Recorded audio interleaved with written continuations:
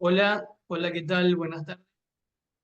Cedo y soy profesor de redes en la UCA y continuando con esta serie de charlas sobre tecnología, sobre redes fundamentalmente, tengo el gusto de presentarles a Fernando Silva.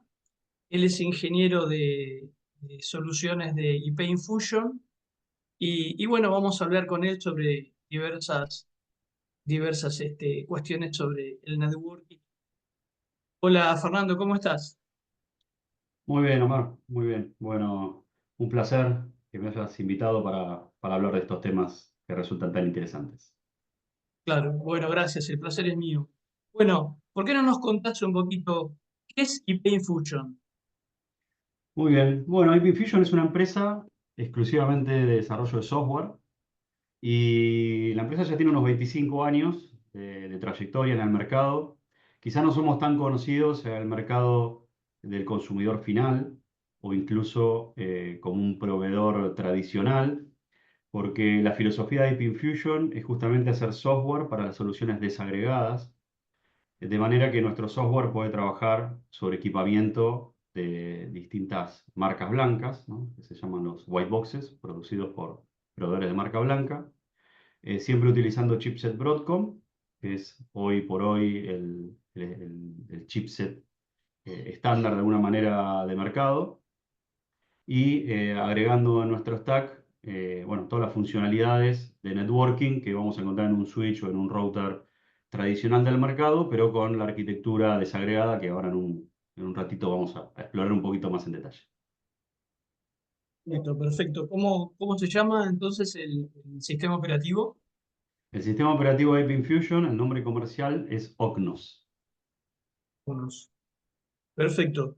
¿Y qué es la desagregación que mencionabas? ¿Cómo impacta en la evolución de las redes, del networking? Bueno, eso es muy interesante porque, en mi opinión, hay como distintos aspectos de la desagregación, ¿no? O sea, venimos viendo soluciones asociadas a la desagregación hace bastante tiempo. Incluso si lo pensamos quizá de una manera más genérica, la computación siempre fue de alguna manera desagregada, ¿no? Porque, por ejemplo, con los chipsets de Intel, como podemos encontrar en cualquier PC o servidor, tenemos opciones de usar distintos sistemas operativos, ¿no? O sea, podemos escoger un sistema basado en Windows, un sistema Linux o algún otro sistema que escojamos, ¿no? Entonces, justamente de eso se trata la desagregación de alguna manera, poder tener disasociadas los distintos componentes. En este caso particular son los componentes de networking, o sea, los routers, los switches, pero yendo más allá del networking, se observa esto de la desagregación en muchos sitios, ¿no? O sea, en la computación creo que es lo más mundano, ¿no? Lo más diario. Lo mismo con los móviles, ¿no? El mismo chipset de Qualcomm, por ejemplo, de un móvil, puede estar usando sistemas operativos Android. Antes había algunos sistemas más, tuvimos sistemas Windows, algunos, Nokia tiene su sistema operativo, BlackBerry. Todos han tenido su sistema operativo sobre chipset de uso común de alguna manera, más allá de que cada uno lo customice de su forma particular. Lo interesante es que esto se va abriendo cada vez más, entonces ya no hay una asociación directa entre el hardware y el software, de manera que si yo tengo un sistema operativo con el que me siento conforme, pero quiero cambiar el chipset porque necesito un chipset de más capacidad o de otro fabricante, etcétera, puedo correr mi software sobre ese otro chipset. Y de manera opuesta, si estoy bien con mi hardware, tiene las capacidades que necesito, etcétera, pero quiero funcionalidades distintas a las que me ofrece un software que uso hoy, simplemente puedo cambiar el software, ¿no? Entonces, no tengo un vínculo directo o no están atadas las soluciones de software y de hardware sobre la misma caja. Cosa que con la aproximación de los proveedores tradicionales no ocurre, ¿no? Cuando yo compro un vendor específico, un router o un switch, si quiero cambiar el router, lo cambio, lo completo, digamos, no tengo opción de cambiarle el sistema operativo por el de otro fabricante. O sea, está atado el hardware al sistema operativo, digamos que está cerrado, ¿no? De alguna manera. Entonces la desagregación viene un poco a abrir ese ecosistema eh, y permitir justamente esta dinámica que es un poquito distinta a la tradicional, ¿no? No, pero, digamos, se impone como una tendencia desagregación, de la mano de, no sé, de la virtualización, de SDN, NFV, es Ujú. una tendencia, ¿no? Sí, sí, sí, en muchas áreas, ¿no? Se está viendo la desagregación y como bien decías, viene muy de la mano también con lo que es la virtualización, ¿no? Entonces, por ejemplo, en las redes 5G es otro claro ejemplo de la desagregación. Hasta 4G había una relación directa entre el proveedor de, llamémosle, la banda base o el nodo base en sí de una radio base y el proveedor de radio. Tenían que ser del mismo fabricante, digamos, para que funcione valga la redundancia, todos los features o todas las funcionalidades de esa radio base, pese a que la interfaz que los conecta entre ellos es una interfaz CIPRI, es estándar, la señalización, etcétera, que usaban entre la capa de radio y la capa de banda base y de control, en todos los casos era propietaria. En 5G, justamente, gracias a la desagregación, sumado con la virtualización, que a veces se confunden estos dos términos, pero son dos cosas distintas, en 5G esto nativamente ya se rompe, ¿no? Yo puedo tener un fabricante de radio y un fabricante de lo que es la Central Unit o la Distributed Unit, que son los dos componentes que reemplazan a esa banda base tradicional de la radio base. Lo puedo tener como funciones virtuales, o sea, simplemente un software, corriendo en servidores de uso específico o de uso genérico, depende la Claro. aproximación que hayamos hecho de cómo distribuir estas funciones en una radio base. Entonces, donde tradicionalmente teníamos un único vendor que nos vendía eh, toda la parte de RF y la parte de banda base, siempre era el mismo vendor, ahora podemos pasar a tener 3 o 4 vendors en la solución de una banda base. Por ejemplo, uno que me venda los servidores, otro que me venda el software de control y otro que me venda la parte de RF, ¿no? La parte que va a la antena. Entonces, es interesante cómo se puede empezar a mezclar proveedores para soportar todo el stack, digamos, con las distintas funcionalidades. Y esto es bastante interesante porque no había muchos proveedores, no hay un abanico de 50 opciones, sobre todo para las redes móviles. Entonces, lo tradicional eran 3 o 4 a nivel global. Y esto Claro. le abrió Claro. la oportunidad a muchísimas empresas nuevas que tenían muy buenas soluciones. Y algunos de ellos están solo interesados en construir el software y otros son especialistas en el hardware y no necesariamente tenían desarrollo de software o no era su core business. Entonces, ahora como que hay espacio para esos nuevos players que antes no tenían espacio y obviamente esto abre la competencia. Siempre que hay más competencia también Vale, es más tal beneficioso cual. para el operador o el usuario final que termina pagando menos. Tal cual, perfecto. Entiendo que vas a mostrar algo para miento, pero antes me gustaría preguntarte, el Omnos, los features, las funcionalidades que soporta, digamos, ¿cuán emparentado está o cuánto se acerca o se aleja de los proveedores tradicionales? Excelente pregunta. Mirá, hay nivel de paridad, llamémosle, completo, ¿no? O sea, nosotros somos el challenger, somos los que estamos para cambiar el status quo. No solo IP Fusion, otras empresas que apoyan la desagregación también. Entonces, la única manera de que nosotros tengamos éxito es interoperando con todos los proveedores tradicionales que ya están hoy en la mayoría de las redes, ¿no? Me animo a decir que no menos del 99.9% de nuestros despliegues son brownfield, ¿no? O sea, estamos nosotros entrando en redes que ya están funcionando con al menos un proveedor. En algunos clientes, nosotros somos el proveedor nuevo y hasta este momento tenían solo Cisco o solo Juniper o solo Huawei o solo Nokia. Pero siempre hay alguien en muchos clientes, sobre todo en Latinoamérica y en los operadores más grandes, ese ecosistema es más completo, ¿no? Normalmente nos encontramos mínimo 2, habitualmente 3 o 4 proveedores con los cuales necesitamos interoperar.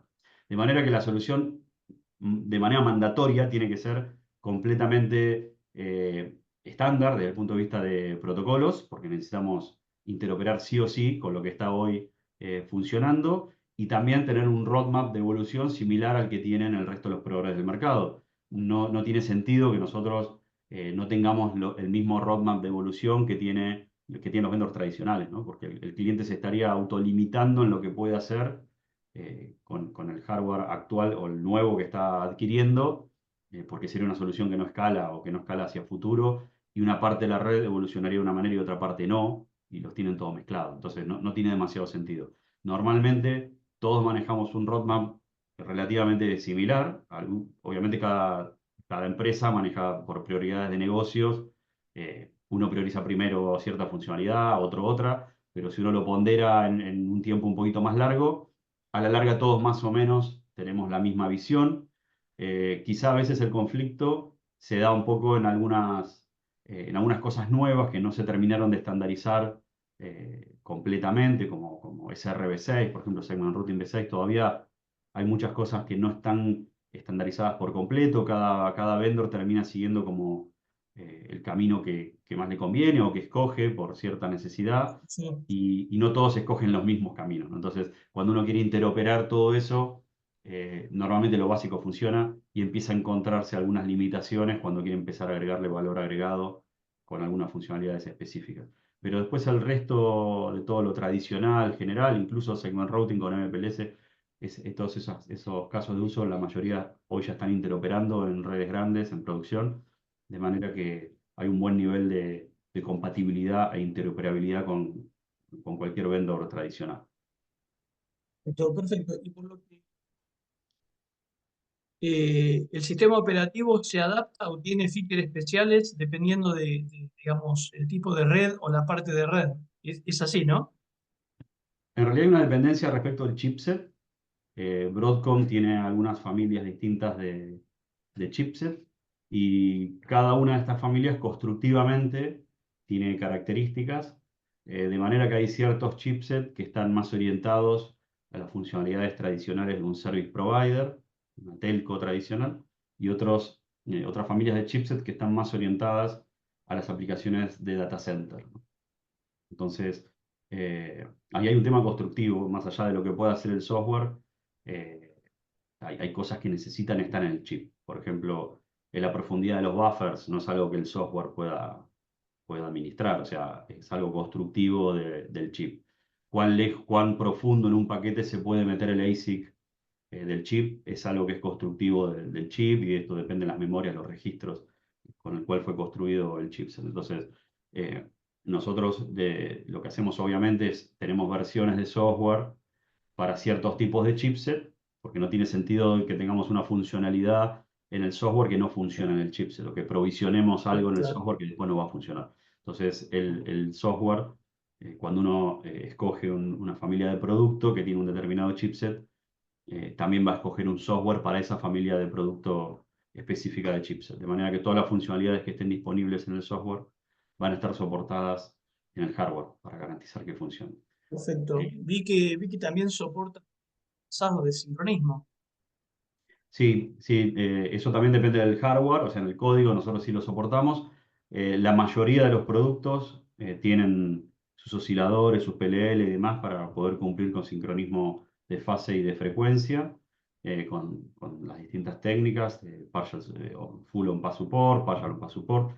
Va a depender mucho del despliegue. Hay algunas cajas en particular que no tienen esas capacidades en el hardware, y claramente cuando uno escoge el hardware a utilizar, si necesita solución de sincronismo, no va a escoger esas cajas justamente, ¿no?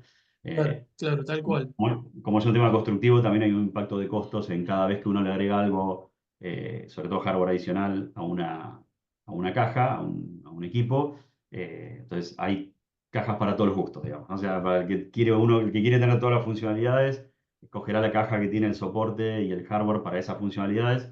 El que no las necesita o no le interesa o sabe que no las va a usar durante el ciclo que dure la inversión, escoge cajas, otro modelo que no tenga esas funcionalidades, ¿no? ¿Qué chipset de Broadcom usan? ¿Alguno en Básicamente, especial o usan la familia? básicamente usamos cuatro líneas de Broadcom. Normalmente para lo que es Service Provider usamos todo lo que es la familia Qumran y Jericho. Y para todo lo que es Data Centers, normalmente los Spines, usamos toda la familia Tomahawk, y todos los Leaf de Data Tomahawk. Center, todo lo que es Trident. Entonces, bueno, a Perfecto. medida también, obviamente, que el chipset va evolucionando, también evolucionan las capacidades de ese chipset. No solo, cuando digo capacidades, no solo capacidad de músculo, ¿no? De hacer más gigas o más teras, sino también las capacidades desde el punto de vista de funcionalidad. No es lo mismo la misma funcionalidad que tenía un Trident 3 de un X3 o un equipo que ya tiene algunos años, unos 5 o 7 años, que un Trident 4, que es un equipo nuevo, que salió hace muy poquito, que tiene mucha más densidad de puertas de 100 y 400 gigas y que también tiene más capacidad desde el punto de vista de manejo de tráfico, o sea, no solo Sí, músculo, sí, sino es sí, un poco paquetes más por segundo. inteligente. Claro. Entonces, bueno, el chipset va evolucionando, el software también va evolucionando, entonces buscar la combinación en base a lo que uno necesita es la clave, ¿no? En el diseño. Perfecto, perfecto. Bueno, vamos a la presentación. Muy bien, vamos a abrir la presentación.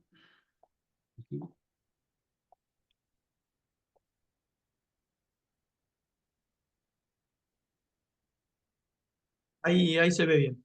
Perfecto. Bueno, esto era un título de una presentación que era, trataba de ser un poco disruptivo en su título, ¿no? El White Box Revolution, ¿no? O sea, como decir, la revolución de los white boxes. Y la verdad que a mí me gustó escoger este título por varias cosas. Una de ellas es porque realmente hay una revolución con los white boxes. No es nueva, ya hace varios años que se está observando en el mercado esta revolución. Y creo que es importante entender algunas cosas, sobre todo para los que no están tan ligados quizás con esto de la filosofía de la desagregación y demás. Primero es por qué, ¿no? O sea, ¿por qué ocurre ahora y no ocurrió hace 10 años o no estamos esperando que ocurra esta ola en 10 años más? Bueno, ocurrió en estos últimos 5 años, tomó mucho impulso, podemos ir un poquito más, 5 o 7 años, por un motivo muy particular. Si miramos un poquito hacia atrás el mercado, normalmente los proveedores utilizaban chipset propietario, o sea, ellos construían y diseñaban sus propios chipsets con determinadas características que no tenían de alguna manera su equivalente abierto, ¿no? Su equivalente en el mercado. Cada uno tenía su diseño y si Cisco hacía un determinado diseño, no existía otro chipset que tenga exactamente el mismo diseño. Y después Juniper hacía su diseño, o Huawei hacía su diseño, no que tenía su chipset, todos tenían su chipset. Ahora bien, por cuestiones especialmente de algunos proveedores de una escala muy muy grande, como puede ser AT&T en Estados Unidos, o NTT en Japón, o Vodafone, o Verizon, o Deutsche Telekom, hay muchos operadores que tienen una fuerza muy importante en el mercado. Cuando digo fuerza es poder de compra, ¿no? Muy importante. Empezaron a entender que había una forma de hacer que el equipamiento sea más económico si unían esfuerzos y lograban, por ejemplo, tener un chipset en común al determinado equipamiento. Entonces, ahí sí se va a poder hacer una comparativa de manzanas contra manzanas, ¿no? Pues si uno compara dos chipsets distintos, manzanas con pera, digamos, porque un chipset puede tener más capacidad de algo, pero menos de otra, y el otro, pero al revés, tiene más de la otra y menos de algo. Entonces, es muy difícil hacer una comparación. Entonces estos proveedores empezaron a empujar muy fuerte por chipset de uso, mal usada la palabra quizá, pero de uso genérico. No es porque sirvan para cualquier cosa, pero sí porque es chipset al cual se le puede dar en muchos casos alguna personalidad un poquito distinta. Entonces empezaron a trabajar muy fuertemente con algunas empresas, una de ellas fue Broadcom, y Broadcom comenzó a hacer chipset más económico, digamos, y de mayor escala a la que venía haciendo hasta ese momento por el pedido específico de muchos de estos grandes operadores. Entonces es interesante lo que ocurrió porque empezaron a aparecer en el mercado chipset equivalentes al que hacían los vendors tradicionales, mucho más costo efectivos. ¿Y por qué? Porque los volúmenes que prometían estos grandes operadores eran muy grandes.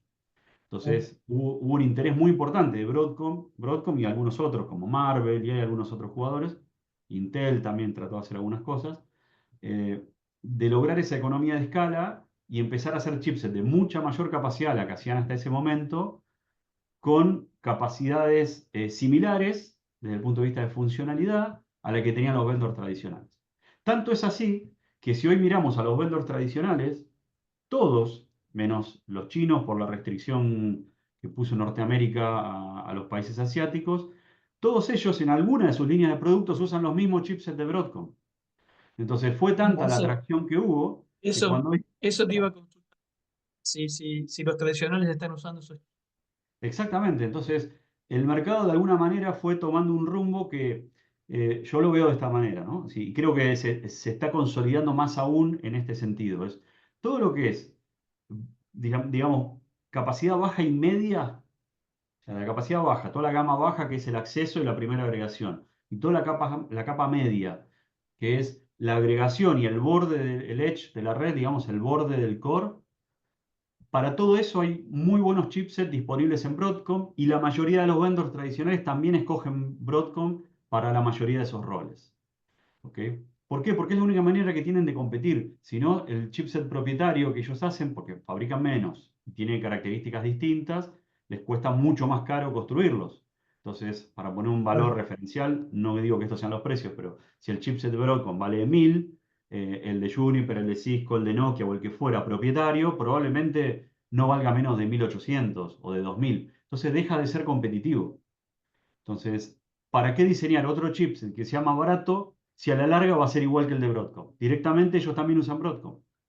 Entonces, en muchos Claro. de los casos terminó ocurriendo eso, que los vendors tradicionales, que siempre empujaron su propio chipset, también terminaron escogiendo Broadcom para muchas de estas posiciones, llamémosle, en la red. Esa es una de las cosas muy interesantes que ocurrieron. Y después que aparecieron muchos proveedores o nuevos fabricantes, quizás de los no tan tradicionales, y no digo que no sean tradicionales porque tienen poco tiempo en el mercado, algunos ya tienen bastante tiempo, pero no son los históricos, llamémosle, Sí. como puede ser, no sé, Arista, Adva, y hay otros proveedores, o Ciena, o Infinera en un momento también, que fueron también escogiendo Broadcom como la base del chipset, digamos, para construir su propio equipamiento de networking. Entonces, digamos que desde el punto de vista de hardware, en el mercado, en gran parte del segmento de las redes, está comoditizado el hardware. O sea, todos, más allá que tenga la etiqueta de un proveedor o la etiqueta de otra,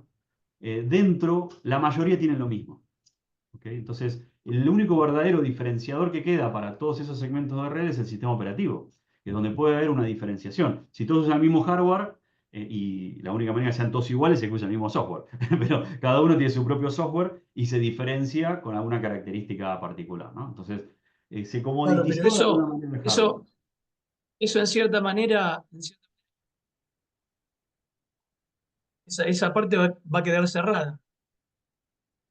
Sí, lo interesante más allá que sea cerrado o abierto es que sea flexible, o sea, que sea realmente desagregado en el sentido de poder modificar y no quedar atado específicamente a una decisión, que es lo que pasaba hasta ahora. Entonces, si yo escojo ya sea un proveedor tradicional o un proveedor de marca blanca, que hay varios, nosotros trabajamos principalmente con dos, que son los más grandes, que es Edgecore y UfiSpace, son las dos marcas más fuertes en white boxes. Si hoy un cliente decide ir por el camino desagregado y decide ir con IP Infusion, por ejemplo, lo que va a hacer es comprar una caja blanca, o nos la compra a nosotros, no importa, de UfiSpace o de Edgecore, y le puede instalar nuestro OCNOS como sistema operativo. Y va a tener un router funcional igual que si comprara a un vendor tradicional. Ahora bien, el día de mañana, que puede ser la semana que viene o dentro de 5 años, no importa, cuando el cliente quiera, porque no le gusta más el proveedor del hardware o porque no le gusta más el proveedor del software, puede cambiar uno de ellos indistintamente, ¿no? Eso es un poder que antes no tenía. Antes, si decidía cambiar un proveedor, tenía que ir a sitio, tirar todo el tráfico, desconectar todos los cables, poner otra caja y conectar y ver qué hacer con esa caja que había desinstalado, o sea, buscar la disposición final de esa caja, lo cual también era un problema y un costo. Todo eso suma en el TCO, ¿no? De la red. Entonces, si yo puedo escoger cambiar el sistema operativo sin cambiar la caja, primero es algo que puedo hacer, generalmente lo puedo hacer remoto y no necesito ni siquiera ir a cambiar los cables, ¿no? Y por el contrario, obviamente, si tengo que cambiar la caja y no el software, bueno, sí tengo que enviar a una persona a sitio porque tengo que mover el chasis, sacar los cables de una y ponerlo en otro. Lo interesante es que si puedo mantener el software, aunque cambie la caja, a nivel de integración con los sistemas de gestión, con la capacitación que tenga mi grupo operativo para operar esa red, Tal con cual. mis plataformas de automatización, es exactamente el mismo software, o sea, no importa que cambie la caja. A nivel programabilidad, funcionalidad, etcétera, va a ser siempre lo mismo. Entonces puedo Claro. cambiar una caja por una caja más grande y no tocar el software. Entonces, eso también es muy interesante, me ahorra mucho en el esfuerzo de integración hacia mis sistemas de provision y mis sistemas de automatización, de alarmas, etcétera, etcétera. Entonces, volviendo un poquito, ahí vimos un poquito el porqué, ¿no? O sea, ¿por qué apareció en estos últimos años, 10 años aproximadamente, o 10 15 y no mucho antes? Bueno, porque no había chipset para hacer esto. Había algunos sistemas operativos, pero la mayoría eran basados en CPUs, o sea, ruteaban en un Linux que podía rutear de alguna manera, pero no tenían un chipset dedicado para hacer estas funciones de networking. Eso, bueno, fue apareciendo gracias principalmente a Broadcom y a algunos otros, y hoy tenemos múltiples opciones de equipos de hasta bastante capacidad. Hoy con los Tomahawk 4 y Tomahawk 5 que están saliendo el año que viene, estamos hablando de un poco más de 50 teras en un único chip, ¿no? En single chip. Así que es una capacidad 50 realmente, tiras.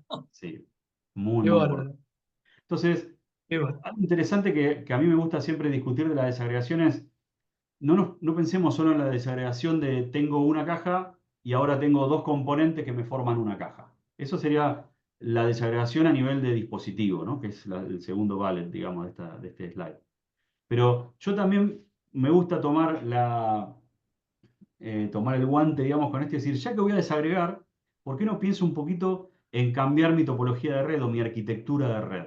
No digo que hay que ser disruptivo y cambiar todo, ¿no? Pero cuando empezamos a mirar las topologías que nos encontramos en muchos de los operadores, sobre todo los que tienen más años, nos empezamos a encontrar tradicionalmente que casi todo está anillado. Y eso tiene un porqué, no es porque eran fanáticos de los anillos y solo construían anillos, sino ¿por qué? Porque había una tecnología disponible en ese momento, SONET en Estados Unidos, o SDH en Latinoamérica y Europa, donde necesitaban, digamos, cerrar de alguna manera el tráfico sobre las mismas cabeceras, ¿no? Entonces todo tenía que terminar de alguna u otra manera siendo un anillo. Entonces creo que cuando uno empieza a plantearse la adopción de la desagregación, es interesante también plantearse si no se puede hacer algún cambio de arquitectura para hacer la red más eficiente. Y esto trae eh, algunas conclusiones, digamos, bastante interesantes cuando uno las plantea y las analiza sobre la infraestructura que tiene el operador, ¿no? Entonces, si yo en vez de cerrar sobre un único nodo, puedo cerrar sobre dos nodos distintos, por ejemplo, paso a otro nivel de redundancia, ¿no? Porque yo incluso puedo prescindir del sitio completo. Se puede caer un nodo completo, un edificio completo, y como cuando se diseña un disaster recovery, ¿no? Yo puedo perder el edificio completo y el tráfico sigue fluyendo, porque tengo otra cabecera que está recibiendo el tráfico de ese anillo, que ahora es un arco. Entonces, me parece que hay oportunidades de mejorar de alguna manera la arquitectura también, y tomar ventajas de qué me aporta la desagregación para hacer eso, ¿no?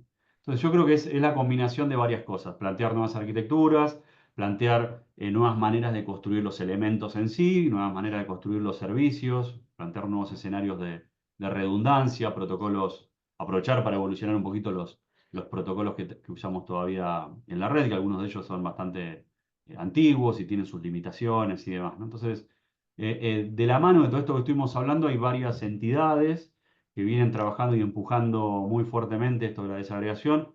Uno de los más importantes es el OCP, que es el Open Compute Project, que no solo habla del networking, sino que también se ocupa del tema de la desagregación de los servidores, de los servicios en los data centers, de los GPUs, de los CPUs. Va mucho más allá de lo que es el networking.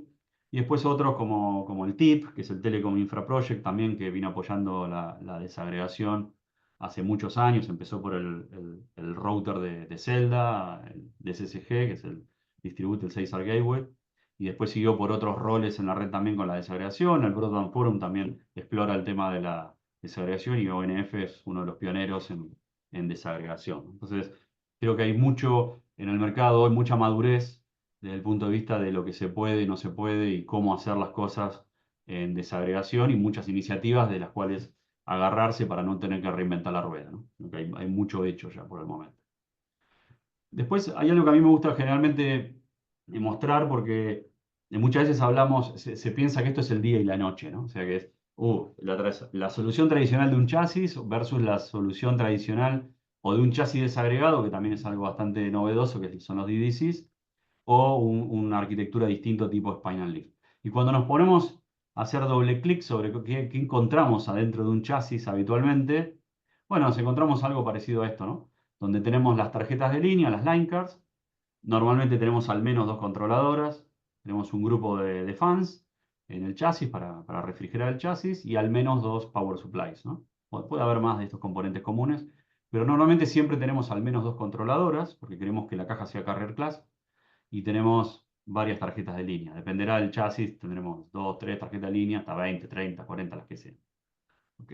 Entonces, si nos tomamos el atrevimiento de mover cómo esto está dibujado y entender cómo pasa el tráfico, vamos a encontrar que cuando llega un paquete de control a una line card, por ejemplo, un paquete de OSPF, de LDP o cualquier tipo de señalización que esté corriendo en la red, eso se detecta en la line card y ese tráfico es enviado a la controladora porque tiene que ser procesado por el plano de control, que obviamente corre en la controladora.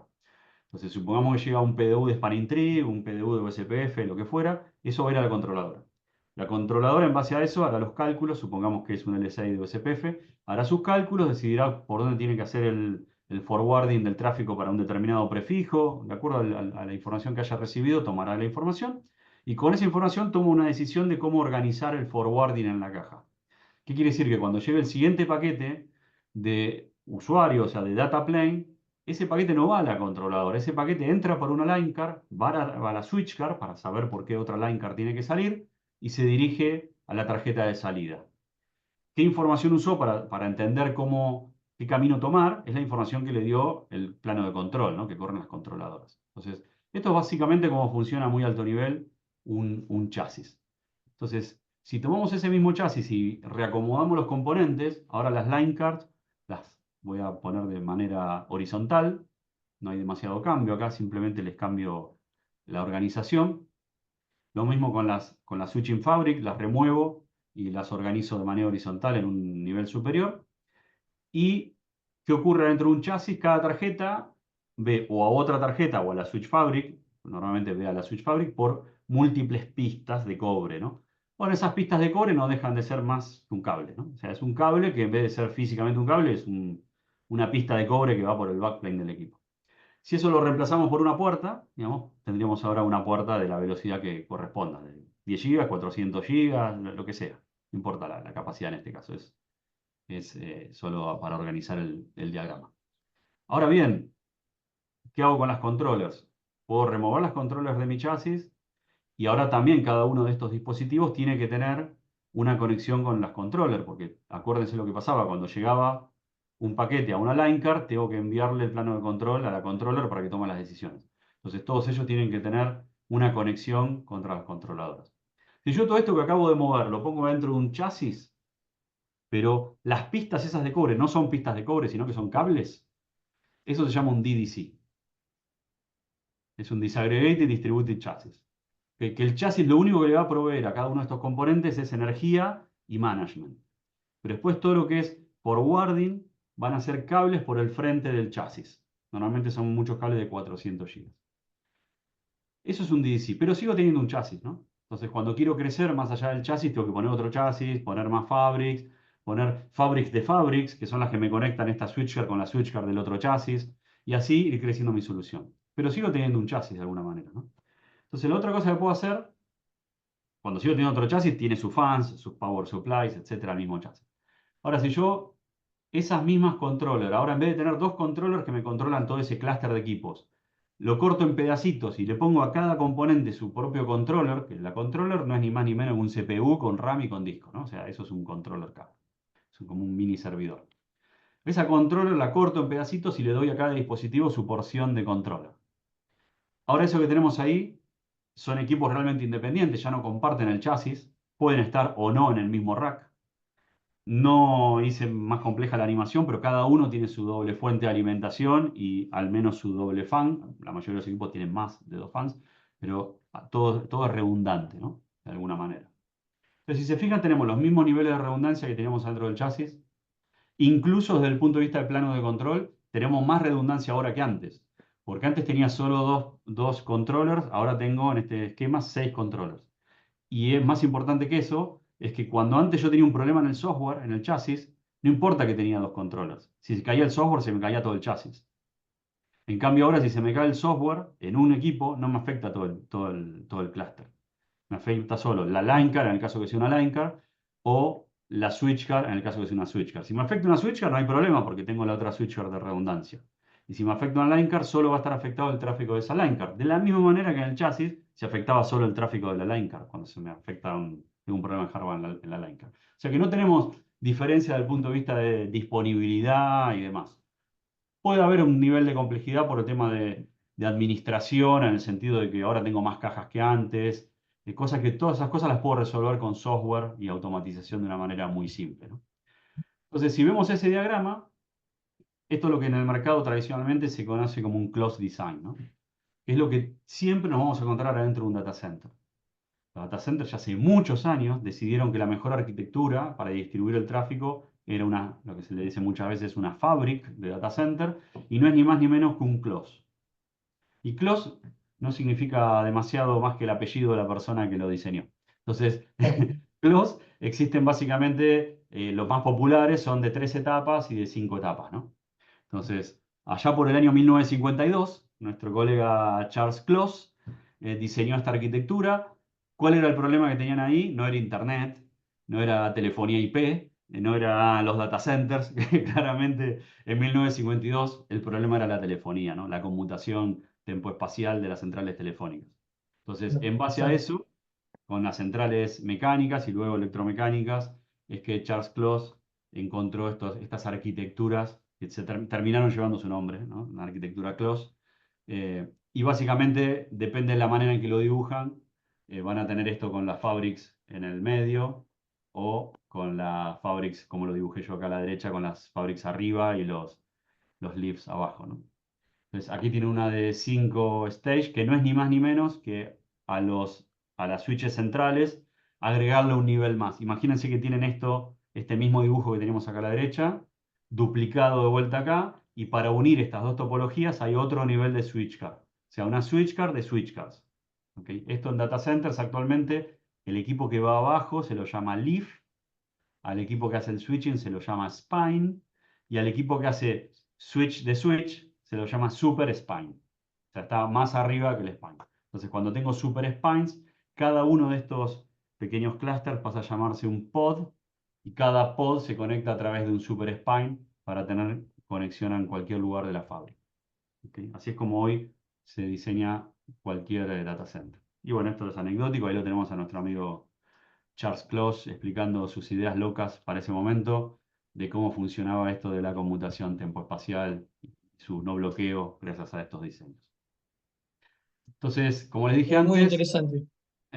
la verdad que sí. Muchas de las cosas que usamos hoy tienen orígenes muy lejanos, como protocolos como Claro, OSPF y claro. demás, que usan algoritmos que están casi desde siempre, ¿no? Por lo menos Quedé- muchos están Me quedé pensando en almacenados. en el dibujo anterior, Sí, que digamos que podés crecer según tu demanda. exacto. Exacto. Entonces, esto es interesante de los CLOS, porque si yo necesito más densidad de servicios, pero no tengo un problema de capacidad, simplemente agrego más line cards. Si Claro, agrego otro de los naranjas y los conecto a las mismas switch cards, total, la capacidad de la switch me está alcanzando. Obviamente siempre que tenga puertas disponibles en este equipo que aquí llamamos switch card, ¿no? Pero esto normalmente los equipos que hoy están acá, para que se den una idea, estamos hablando de equipos de 64 puertas de 100 gigas sin estresarnos mucho, digamos, son equipos normales. Que hay para crecer a 64 leaves sin problema, o 32 leaves en caso que hagamos los uplink en 2% a cada uno de ellos, ¿no? Estamos hablando de capacidades interesante. bastante grandes. Y si por el contrario no tengo problema de densidad de puertas, pero sí tengo problema de capacidad de los links, bueno, simplemente agrego otra switch card. Entonces cada una de estas line card, de los leaf, tendrán ahora un uplink contra la switch card 3, que estará acá por un costado, y le agregué el 50% más de capacidad, ¿no? Y así sigo creciendo. Entonces puedo, de acuerdo a lo que necesito, crezco horizontalmente o verticalmente. Y cuando me quedo sin puertas, agrego el super spine que hablábamos antes. Entonces esto sí, sí tiene unos niveles de crecimiento realmente muy, muy importantes en densidad y en capacidad. ¿Ok? Entonces, como mencionaba antes, sistemas operativos o routers, llamémosle, o software que haga routing, hay muchos, incluso Linux o Unix desde sus comienzos, con iptable y otras funciones pueden hacer routing. Pero ¿cuál es la gran diferencia? Y esto es importante tenerlo claro para entender qué es lo que se hace por CPU o qué es lo que se hace con un ASIC, ¿no? Entonces yo puedo tomar un sistema operativo, ponerlo en un servidor y tengo un router. Así de simple. Ahora bien, cada vez que reciba tráfico, todo el tráfico que llega a la NIC de un servidor, estoy hablando de manera genérica, hoy hay servidores que hacen algunas cositas locales en las NIC, pero de manera genérica, ese paquete va a ir al CPU. El CPU va a procesar ese paquete y lo va a enviar a la puerta de salida. Va a tomar la decisión de ruteo, de filtrado, lo que fuera, y lo va a enviar a la puerta de salida. Ahora bien, eso lo va a hacer siempre, sea de control o sea un data plane. O sea, todo el data plane pasa por el mismo CPU del control plane. Entonces, esto no escala. No tengo el pass-through a través del ASIC. Esa es la gran diferencia en cuando uno piensa un router o un virtual router corriendo en un servidor o en una PC versus a lo que se puede hacer con un ASIC, ¿no? Entonces, en el ASIC es distinto. Hay un nivel de abstracción sobre el cual arriba está corriendo el sistema operativo con todo el plano de control y luego el data plane está en el ASIC. En este caso, en este ejemplo hay un ASIC acá de Broadcom y ese es el ASIC gráfico de control es enviado al plano de control, al control plane. Si esto requiere una respuesta o algo, eso va a saldrá por otra puerta o simplemente será procesado por el propio equipo. Y cuando hay un tráfico de data plane, no va hacia el CPU, directamente se hace el forwarding a través del ASIC. Y es por eso que la solución de la izquierda, normalmente hablamos de soluciones de decenas de gigas, servidores tradicionales, 10, 20, 40 gigas.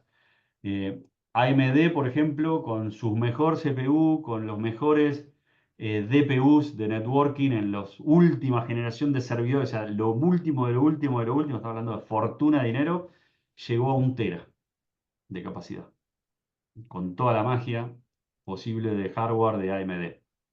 Y acá, como les decía, con Broadcom hoy hay chipset de más de 50 teras en un único No, chip. O sea, no hay ni por lejos punto de comparación en capacidades, ¿no? Y la otra cosa interesante es que lo que se implementa en el ASIC normalmente es muy difícil que le pegue a la afectación. O sea, en el CPU, si yo empiezo a hacer filtrado, por ejemplo, o inspeccionar los paquetes para tomar alguna decisión, más allá del ruteo normal, digamos, tratar de hacer algo, poner un access list para hacer un filtrado, eso afecta muchísimo al CPU. En cambio, en el ASIC no, porque el ASIC tiene hardware dedicado para hacer esas actividades, de manera que no le claro, afecta claro. normalmente la performance, hacer inspección de los paquetes y demás, ¿no? Entonces, ¿qué nos vamos a encontrar? Que todo lo que sea basado en CPU normalmente es muy flexible. O sea, yo en un servidor puedo correr un Linux, puedo correr un Windows, puedo abrir el Word, puedo hacer un Excel, puedo hacer un montón de cosas. Es muy, muy flexible. Puedo editar música, abrir imágenes, lo que sea, pero no tengo la performance que tengo con los ASICs, ¿no? Entonces, el extremo derecho, el ASIC es muchísimo más eficiente en performance para lo que fue diseñado. Ahora, no le pidamos al ASIC que corra un Windows. No va a funcionar nunca, porque la lógica dentro del ASIC está pura y exclusivamente hecha para hacer forwarding de networking. ¿Ok? Entonces, es mucho menos flexible, pero tiene muchísimo músculo en hacer para lo que fue diseñado. Y en el medio tenemos dos niveles, digamos, de chips. Tenemos los GPUs, que normalmente se comenzaron usando como procesadores de gráficos, que son menos flexibles que los CPUs, pero todavía permiten cierto nivel de programabilidad. Y esto quedó muy expuesto, sobre todo con el tema de blockchain, ¿no? O sea, la mayoría de minería y demás de blockchain, de cualquiera de las blockchain que existen, como Bitcoin, de cualquiera de ellos, estaba basado en GPU porque es mucho más poderoso que los CPUs y tiene cierto nivel de programabilidad que nos permite hacer esas cosas. Por ejemplo, muchísimos algoritmos que son muy exigentes desde el punto de vista de compute para machine learning o para inteligencia artificial corren en GPUs, corren en clústeres de GPUs. Y después tenemos menos flexible aún, pero mucho más eficiente, pero permiten cierto grado de programabilidad, los FPGAs. Entonces, si yo tengo una puerta o determinado hardware a un equipo y quiero conectar algo, pero el día de mañana le quiero dar otra personalidad o manejar un tipo de encabezamiento distinto que hoy no conozco cómo va a ser, o quiero tener ciertas capacidades de programar una puerta para que hoy haga TDM y mañana haga Ethernet o otro protocolo, bueno, ahí normalmente el FPGA sí tiene un nivel de programabilidad. No es 100% programable como un CPU, que es genérico, pero es muy, muy eficiente en forwarding. No tanto como el ASIC, pero sí está en el medio, digamos, ¿no? Entonces los GPUs y los FPGA están ahí como en el medio. Y también hay un tema de costos constructivos, obviamente, ¿no? Cuanto más específico, puedo sacarle más capacidad a menor costo, y cuanto más flexible quiero que sea, voy a tener menos performance, pero voy a poder hacer más cosas y es más caro construirlo. ¿Ok? Bueno, ¿por qué ahora? Es un poquito lo que hablamos al principio de estos grandes operadores que venían empujando este tipo de aplicaciones. Esto es información directa de Broadcom, por ejemplo. Acá están las familias que hablábamos antes, los DNX, que son los Qumran y los Jerichos. Típicamente los vemos en funciones de un service provider, haciendo MPLS, haciendo VPNs, haciendo capa 2, capa 3 full, digamos, lo que sea necesario. Estos chipsets permiten también gran escalabilidad desde el punto de vista de ruteo. Entonces, muchos de ellos tienen opciones de tener TICAM extendidas y soportar varios millones de prefijos en su tabla de ruteo. Y por otro lado tenemos los XGS, que ahí tenemos la familia Trident y Tomahawk. Normalmente viene enfocado en aplicaciones de data center. Ahora bien, yo requiero un equipo simple que solamente requiera switching capa 2 o funciones IP básicas en un service provider y puedo usar un Trident, por ejemplo, no es problema. ¿Ok? Entonces, esto está como a manera general donde posicionar cada equipo. No quiere decir que no se pueda usar para otra cosa. Obviamente si estreso en esa funcionalidad para lo cual no fue diseñada el equipo, le va a doler más al equipo, ¿no? Entonces voy a tener más limitada su escalabilidad y su funcionalidad. Pero es interesante como Broadcom vio esto y separó en familias eh, el uso, digamos, dentro de cada nicho o de cada segmento, ¿no? Y bueno, después como comentaba antes, por ejemplo, la familia XGS comenzó en 2011 con chipset de 640 gigas y en 2023 se anunció, este chipset va a estar disponible, perdón, está disponible este año, el Tomahawk 5, si se fijan es un poquito más de 10 años, 12 años después, 51 tera. ¿Ok? Es brutal la diferencia, es brutal. Entonces, 100 veces más, ¿no? Es realmente cómo viene creciendo el nivel de procesamiento es realmente muy, muy importante. Cómo viene excediendo cada año que pasa las capacidades. Y más interesante que esto para mí es que no solo aumenta el músculo, sino que en muchos de los casos aumentan las capacidades propias del chip. El chip, aparte de hacerlo más rápido, puede hacer más cosas. O sea, eso me parece bastante interesante, ¿no? Nosotros en IP Fusion tenemos un poco más de 50 plataformas de Broadcom, de distintos fabricantes que usan Broadcom, certificadas. En Service Provider, equipos hasta 14.4 teras y en Data Center hasta los Tomahawk 5 de 51.2 teras, ¿no? Entonces, se pueden ir armando distintas arquitecturas a capacidades realmente muy importantes, ¿no?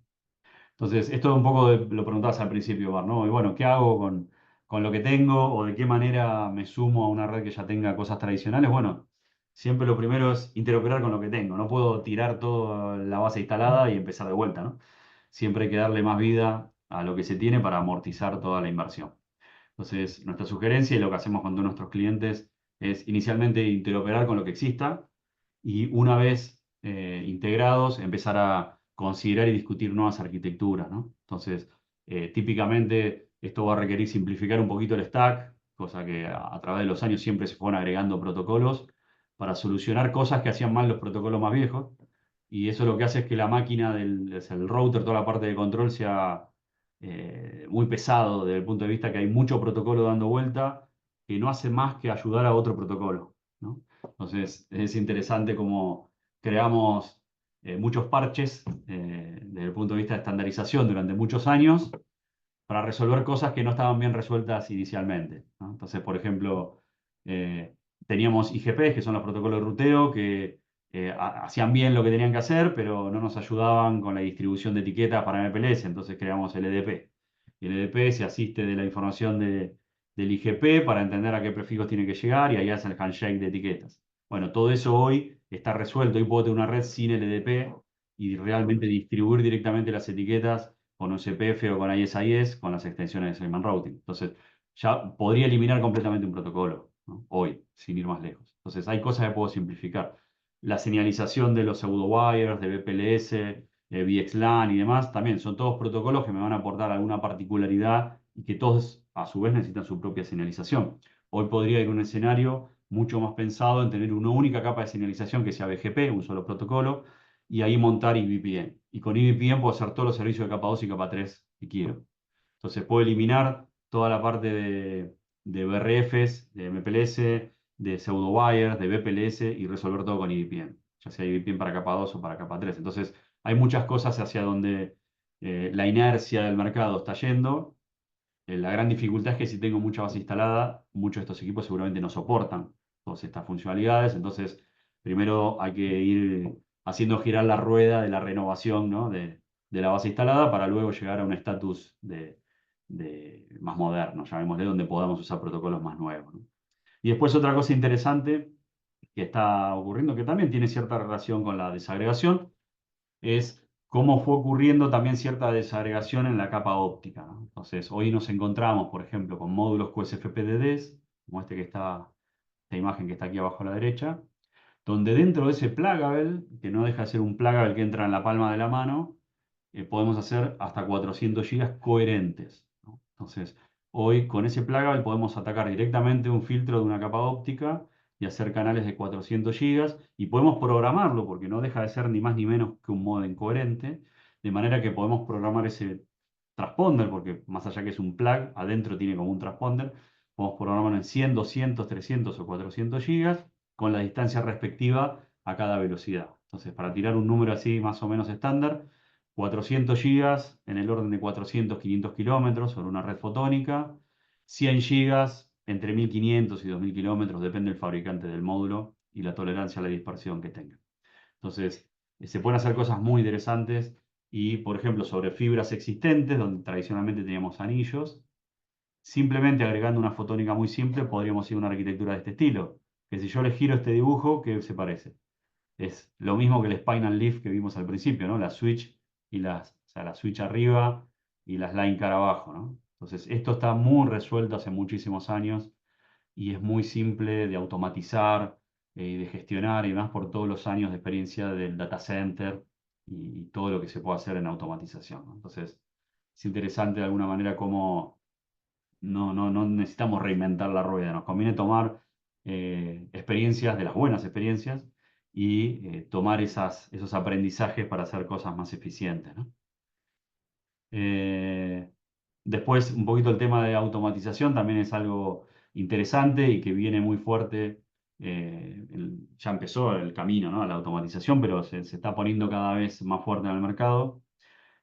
Bueno, nosotros tenemos, por ser desagregados, también nuestra filosofía de desarrollo es completamente abierta y desagregada, de manera que todo nuestro software tiene interfaces abiertas a nivel API, de manera que puede ser programado por cualquier controlador o orquestador externo, ¿no? En nuestro caso tenemos un producto que se llama IP Maestro, que todo lo que hace hacia los elementos de red ya es usando NetConf y toda la telemetría con GNMI, ¿no? Entonces, no usamos ningún protocolo de legacy porque consideramos que ese controller ya tiene que ser de nueva generación. Sin embargo, todos los elementos de red también soportan SNMP y otros protocolos. ¿Por qué? Porque muchos de nuestros clientes tienen una base legacy muy importante instalada y usan sus propios sistemas de gestión, en muchos casos que ya están desplegados, de manera que necesitan interoperar y seguir usando las mismas plataformas que usan hoy, ¿no? Entonces, ese es un poquito el ecosistema, ¿no? Tener la capa de infraestructura que pueda ser controlada, idealmente a través de APIs y a interfaces abiertas.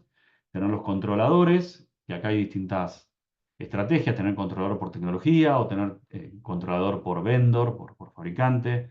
Depende qué operador sea, habrá tomado una decisión o estará por tomar una decisión en algunas de estas direcciones. Y sobre esta capa, una vez lograda esa abstracción, ¿no? Porque lo que me permite justamente el controlador es olvidarme lo que tengo que enviarle como instrucción al elemento de red. Yo le hablo con un formato estándar al controller y el controller es el que tiene que encargarse de ver cómo provisionar, cómo recoger la información del elemento de red. Entonces, lograda ese nivel de abstracción, ahí me pongo a desarrollar los casos de uso, ¿no?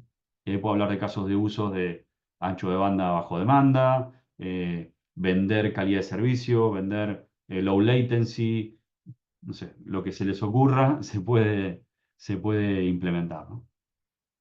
Así que bueno, hay mucho por ese lado. Estás en mute, Omar, ¿eh? No te escucho. Había muteado porque había un ruido Perfecto. externo. No, te quería preguntar o decir, tomaron la Ujú, decisión de usar NetConfiant a SAWAN Interface, ujú. ¿sí?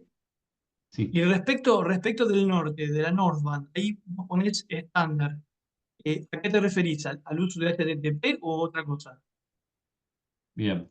Desde el punto de vista del controller, este es un producto nuevo que tiene meses, es un producto que lanzamos este año y obviamente ya nativamente es NetConfiant también, pero intencionalmente hoy esta interfaz está bloqueada intencionalmente. Solo tenemos algunos clientes utilizando esta interfaz a modo de pulir el producto de alguna manera, ¿no? De terminar de mejorar cositas que pueden tener mal en el código y demás. Pero la idea es ir agregando distintas opciones de Norban también para ser cada vez más flexibles desde el punto de vista con qué nos podemos integrar. Siempre vamos a seguir estándares, ¿no? O sea, nosotros no hacemos cosas propietarias y apoyamos a que todo tiene que ser estándar, de manera que no me extrañaría que acá empecemos a ver OpenConfig, por ejemplo, y otro tipo de interfaces que ya las tenemos en los elementos de red también. OpenConfig también está soportado. Entonces, en el Norban del sistema de gestión o del controller, iremos agregando cada vez más interfaces también de acuerdo a las demandas que veamos de mercado, ¿no? O sea, en ese sentido, IP Fusion es una empresa que escucha mucho, digamos, al mercado y a sus clientes y no desarrollamos cosas porque sí, sino que las desarrollamos porque el mercado nos las pide, ¿no? Normalmente así es como funciona.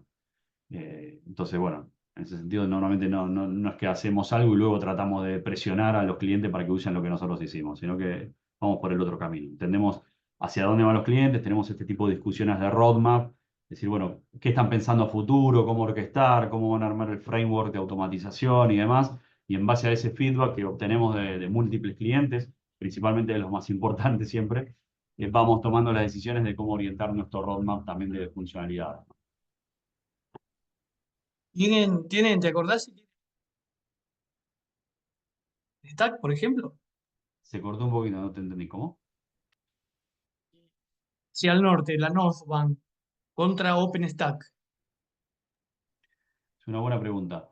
En principio no, pero sí se estuvo explorando, principalmente por casos de uso para data center, donde acá abajo esta infraestructura tradicionalmente van a ser spines and leaf dentro de los data centers y sí requiere un nivel de integración, digamos, con sistemas de virtualización y demás. Hoy, típicamente esos casos de uso, que tenemos varios, incluso acá en la región de Latinoamérica, ese controlador que está más arriba habla directamente con los elementos de red. O sea, hoy esa orquestación ya existe y incluso a nivel por ejemplo, tomar decisiones en base a la carga de ciertas aplicaciones, de mover esas aplicaciones en caliente dentro del cloud. Y eso obviamente tiene un impacto desde el punto de vista de networking, ¿no? Porque si yo tengo que mover un servidor en caliente, ese servidor no se tienen que perder transacciones, nada, ¿no? Entonces, al momento, en el instante en que muevo ese servidor en caliente, el, el Kubernetes o lo que esté usando va a mover completamente ese recurso a otro lugar de la fábrica y ese lugar de la fábrica va a tener que tener acceso al mismo dominio, normalmente es un VXLAN, y esa misma Mac, cuando se mueve en caliente, se mueve la misma Mac. No se puede esperar, digamos, el aprendizaje de ARP y demás de una Mac nueva, sino que se mueve en caliente la misma IP de la misma Mac. Hay un instante de conflicto donde la misma Mac aparece publicada desde dos lugares al menos. Eso está todo resuelto hoy con VXLAN y con EVPN, pero todas esas cosas ocurren y eso requiere un nivel de orquestación muy fino entre cómo se está orquestando la parte de virtualización y la parte de networking, ¿no? Entonces, eso hoy está bastante resuelto, es bastante simple, son casos de uso, eh, suena por ahí a ciencia ficción, todo esto de hacerlo en caliente y todo, pero lo más complejo realmente es del lado de la virtualización, no es del lado del networking. La automatización del lado del networking es bastante simple desde el punto de vista de, digamos, de cuán complejas son las instrucciones que hay que darle al equipo, es muy simple. Entonces, todo eso normalmente hoy nuestros clientes no están usando nuestro controller, sino que lo hacen directamente desde el controller de virtualización. Lo hacen directamente Perfecto, hacia nuestros elementos de red. perfecto. No sé si va a cambiar en el futuro. Yo creo que va a tener una relación eso muy directa con cuán grande sea la fábrica, ¿no?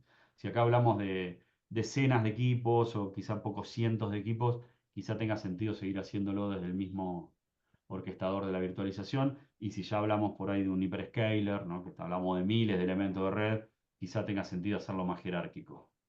Pero es muy sensible también ahí los tiempos y demás, con lo cual cuanto menos cosas haya en el camino, eh, mucho más rápido es el movimiento en la fábrica, ¿no? Entonces hay un trade-off ahí entre qué es más simple versus qué es más óptimo, ¿no? Entonces, bueno, Claro, claro. está más o menos de esa forma.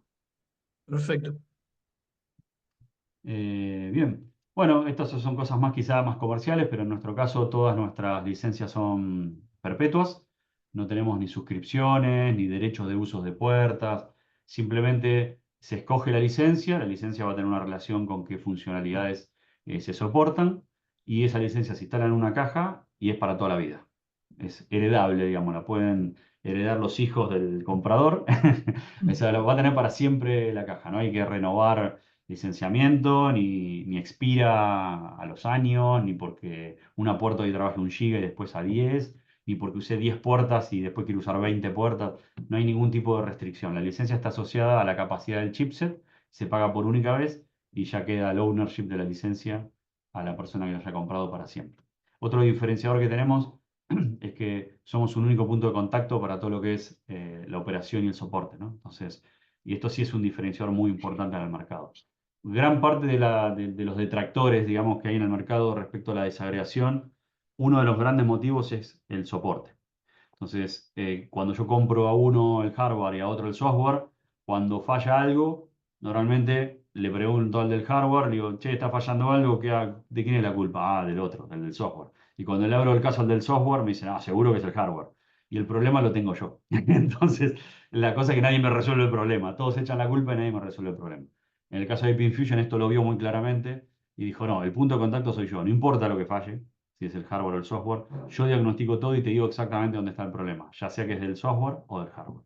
Obviamente, si el hardware también lo vendió IP Infusion, el responsable del recambio o de la reparación va a ser IP Infusion, y si el hardware lo compró el cliente directamente y nos compró solamente la licencia, bueno, nosotros no podemos reponer el hardware porque no se lo vendimos. Entonces le diremos, mira, hay que hacer una RMA, esta caja tiene defectuoso esta puerta, esta memoria, no sé, lo que fuera, y el cliente con esa información abre directamente el pedido de RMA al fabricante. Entonces, eso sí es un diferenciador muy importante de mercado porque no es el estándar de mercado. ¿Sí? Todo esto nos permite tener un manejo de la inversión mucho más optimizado, ¿no? Desde el punto de vista operativo y de inversión también. Entonces, como mencionaba, las licencias están asociadas a las funcionalidades, y acá tenemos los ejemplos de data center y service provider. No vamos a entrar en profundo en esto, pero desde las primeras licencias, que son lo básico de capa 2 y capa 3, luego se agrega MPLS con todas sus funcionalidades, incluyendo segment routing. Luego la misma más sincronismo, que para las redes móviles es una funcionalidad crítica. Y luego la licencia Plus, que adicionalmente a todo lo que vimos incluye SRv6, que es Segment Routing V6, y el manejo de todos estos pluggables DWM coherentes, 400ZR y 400ZR Plus, que mencioné antes, ¿no? Entonces, esos son como los niveles de licenciamiento. Puedo saltar de una licencia a otra, o sea, puedo tener la MPLS y el día de mañana quiero sincronismo y me paso de una licencia a otra y pago la diferencia. Y bueno, como mencionaba, son perpetuas, ¿no? No tiene ningún tipo de vencimiento las licencias. Bueno, este es un poquito el resumen de lo que hablamos al principio. Tenemos una base instalada ya muy importante. Nuestros principales nichos son Service Provider y Data Center. Y bueno, participamos de distintas organizaciones como TIP o como ORRAN.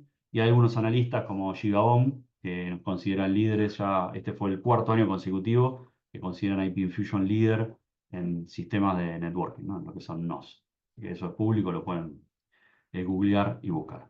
Y después los casos de uso tradicionales que solucionamos con nuestro software.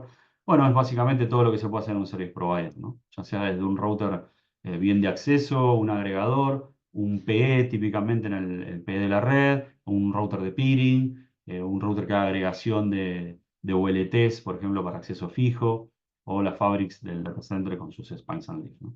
El caso tradicional de data center, esto es un poco similar a lo que compartí antes, donde están los spine y los leaf, y en este caso también están los super spine, ¿no? Para hacer las 5 etapas del close, ¿no? Y 5 es porque entra por un leaf, la segunda etapa es el spine, la tercera es el super spine, la cuarta es el otro spine y la quinta es el otro leaf, ¿no? Son 5 saltos, ¿no?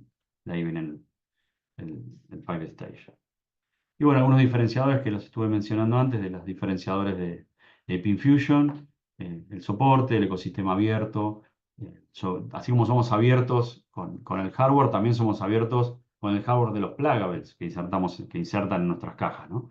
Nosotros podemos vender pluggables, pero también soportamos pluggables de cualquier marca, no hacemos ningún tipo de bloqueo ni de validación de la marca, del plug que insertan, etcétera. Es cosa que es bastante común también en el mercado.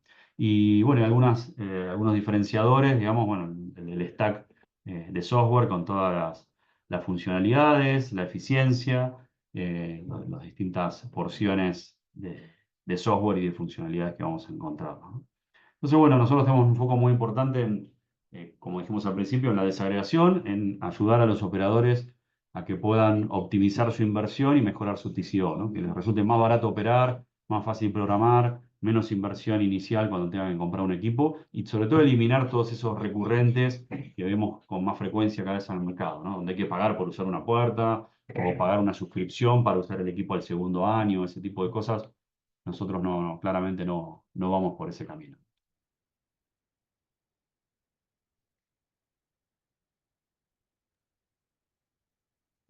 Perfecto, Fernando. Creo que ya las preguntas fueron hechas. Muy, muy interesante lo que nos presentaste, muy interesante la visión de... Así que me resta agradecerte, gracias por tu tiempo, la claridad de tus conceptos.